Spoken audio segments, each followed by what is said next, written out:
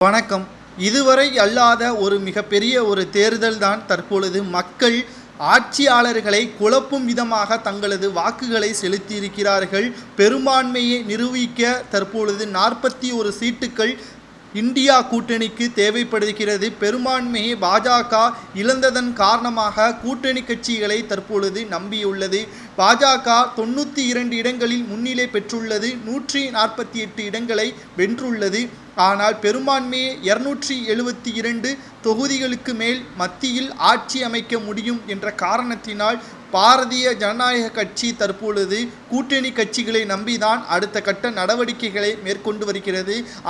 ஆனால் இந்தியா கூட்டணியில் இருந்து விலகிதான் பாஜகவின் கூட்டணியில் இணைந்ததும் குறிப்பிடத்தக்கது. மீண்டும் அவர்கள் தாய் கழகத்திற்கே இணைந்தாலும் ஆச்சரியப்படுவதற்கில்லை.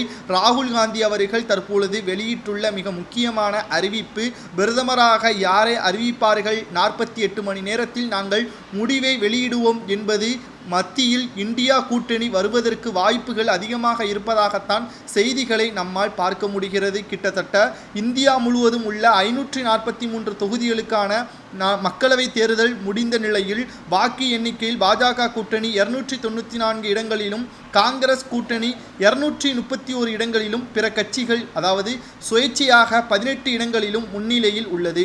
தனி பெரும்பான்மை ஆட்சி அமைக்க 272 சீட்டுகள் தேவைப்படும் நிலையில் பாஜக தனி பெரும்பான்மையை பெற முடியாமல் கூட்டணி ஆட்சி அமைக்கும் நிலை உள்ளது.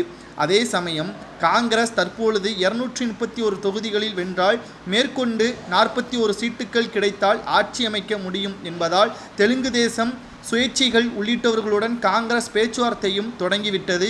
இது குறித்து செய்தியாளர்களின் சந்திப்பில் பேசிய ராகுல் காந்தி, நாளை இந்தியா கூட்டணியின் கட்சிகளோடு சேர்ந்து ஆலோசனை செய்துவிட்டு பெரும்பான்மையை பெறுவதற்கு தெலுங்கு தேசம் உள்ளிட்ட கட்சிகளிடம் பேசுவது குறித்தான முடிவெடுக்கப்படும்.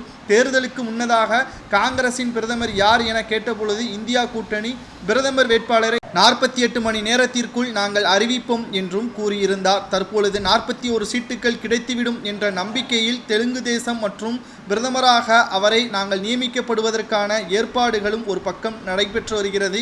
எங்களுக்கு தேவை பாஜக ஆட்சி அமைக்கக்கூடாது என்பதை முன்னிறுத்திதான் தற்பொழுது ராகுல் காந்தி மட்டுமல்ல இந்தியா கூட்டணியும் தெலுங்கு தேச கட்சிகளுடன் கூட்டணி நடத்தி பேச்சுவார்த்தை நடத்தி வருகிறது.